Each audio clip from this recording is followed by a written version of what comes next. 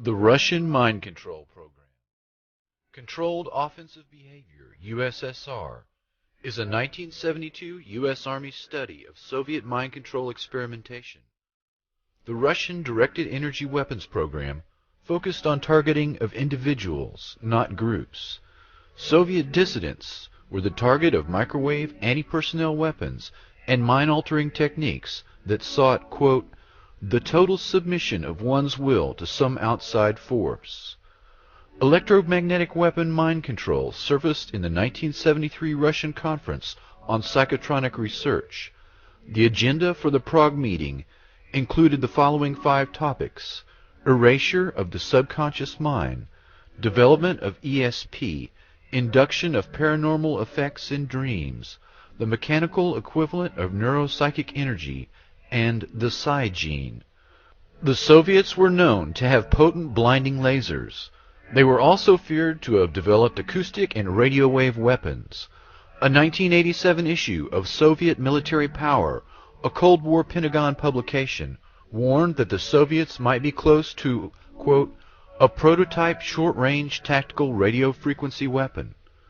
The Washington Post reported that year that the Soviets had used such weapons to kill goats at 1 kilometer's range. The Pentagon, it turns out, had been pursuing similar devices since the 1960s. The Russian capability, demonstrated in a series of laboratory experiments dating back to the mid-1970s, could be used to suppress riots, control dissidents, demoralize or disable opposing forces, and enhance the performance of friendly special operations teams. Pioneered by government-funded department of the psychocorrection at the Moscow Academy Medical Academy, acoustic psychocorrection involves the transmission of specific commands via static or white noise bands into the human subconscious without upsetting other intellectual functions. Experts said laboratory demonstrations have shown encouraging results after exposure of less than 1 minute. Decades of research and development and millions of rubles have produced the ability to alter behavior on willing and unwilling subjects. In an effort to restrict potential misuse of this capability, senior Russian research scientists, diplomats, military officials, and officials of the Russian Ministry of Higher Education, Science and Technology Policy are beginning to provide limited demonstrations for their U.S. counterparts.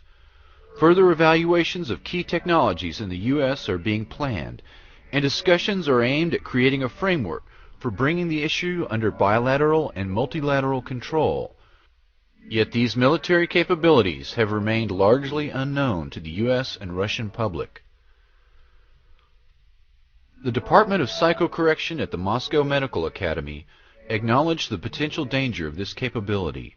The Russian experts, including George Kotov, a former KGB general now serving in a senior government ministry post, present in their report a list of software and hardware associated with their psychocorrection program that could be procured for as little as $80,000.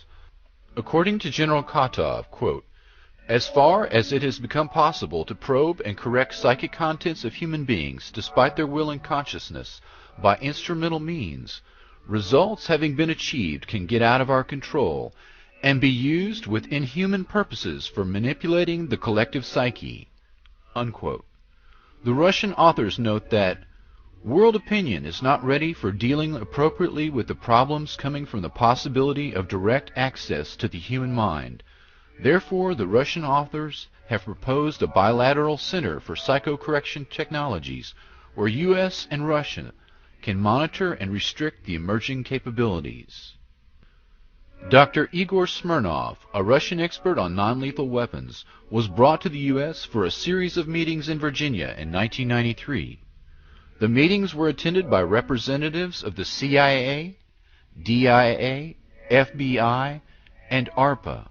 Civilians included representatives of the National Institute of Mental Health and directors of biomedical research. Dr. Smirnov and his non-lethal weapons technology was brought to Waco during the Branch Davidian siege in 1993 in hopes of using them on David Koresh, but a software problem reportedly made this impossible, and Smirnov could not guarantee its safety. A firm called Psycho-Technologies Incorporated, based in Richmond, Virginia, entered into an agreement with the Russians to share and develop this technology for American use. Dr. Smirnov died of a heart attack in 2005, and his patent is now held exclusively by Psycho-Technologies Corporation. Psytech is controlled by Colonel John B. Alexander, NSA General Michael Aquino, and Lieutenant Colonel Albert Stubblebine, among others. He needs the money. This is called computerized psychotechnology. First, we gather information from the subconscious. Then we determine how a specific personality works. Officially for psychiatric use, this device was born of the long-standing Soviet effort to get inside the head of the enemy. At normal speed, the numbers on the screen appear meaningless. But when we slowed down our video frame by frame, we found subliminal flashes of words. Words like fear and neurosis. These words trigger electrical activity responses in the brain and reveal private anxieties and other weaknesses. And this command, which is brought in bypassing the consciousness, has the same effect as a commandment. It's like a word of God.